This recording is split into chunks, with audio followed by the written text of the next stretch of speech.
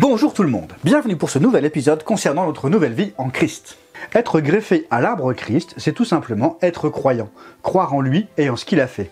Quand on croit sincèrement, il nous offre la vie et nous portons du fruit. La deuxième question, c'est comment sait-on qu'on a réellement changé de nature? Eh bien, je viens d'y répondre, nous portons du fruit. Mais quel fruit? Les fruits de l'esprit que l'on trouve dans Galates 5 à partir du verset 22. Vous constaterez que vous aurez changé de nature quand dans votre vie se manifestera une paix, un sentiment d'amour envers les autres, une patience, une fidélité. Et en plus de cette régénération, vous aurez comme une soif surnaturelle de connaître Jésus-Christ, savoir qui il est. Et ça se traduira par un intérêt à tout ce qui tourne autour de lui. Vidéos, podcasts, émissions, radio, livres. Forcément, en tant que branche nouvellement greffée, vous découvrez une sève que vous ne connaissiez pas. Eh bien oui, rappelle-toi, toi, t'es une branche, lui, c'est l'arbre. Hé hé, vieille branche! Ça va? Tu gères? Tranquille!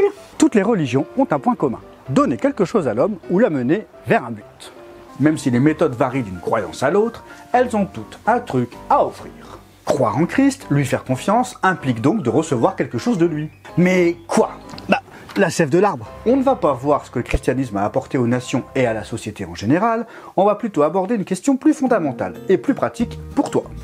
Toi, public, qui me regarde. Ce que Christ apporte à l'homme, c'est la régénération. Ouais, ça on l'a déjà vu. Ouais, mais comme certains n'ont pas tout compris, on va voir ça d'une autre manière. Si tu lis attentivement la Bible, ce que tu fais chaque jour, j'en doute pas. Il y fait allusion à la vie de nombreuses fois. Sur Terre, il y a de la vie. Et peut-être ailleurs dans le système solaire. Oui, peut-être, on ne sait pas encore. Mais quoi qu'il arrive, des expressions de la vie, il y en a beaucoup. Et chacune adaptée à son environnement. La grande caractéristique d'un oiseau, c'est de voler dans les airs. Un poisson, c'est fait pour nager dans l'eau. Un poisson, ça vole pas dans les airs. Donc t'auras beau éduquer un poisson pour qu'il remue ses nageoires très vite et qu'il se mette à s'envoler, il réussira pas à vivre très longtemps en dehors de l'eau. Un oiseau, c'est pareil. Tu peux lui apprendre à nager, mais sa nature l'empêchera de vivre constamment sous l'eau. C'est comme ça, c'est leur nature, on ne peut rien y faire.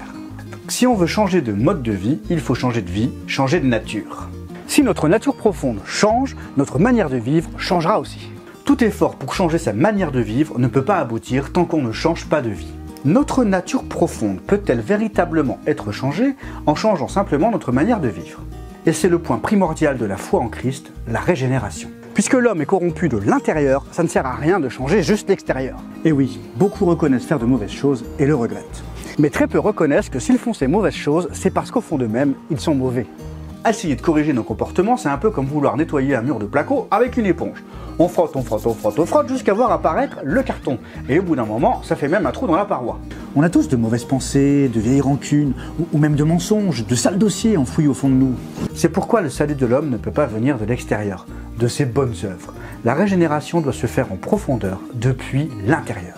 Être régénéré, ça veut tout simplement dire rejeter la vie sale et corrompue pour l'échanger contre une nouvelle vie. Abandonner notre vieille nature pour une nouvelle. C'est ce que nous offre Christ.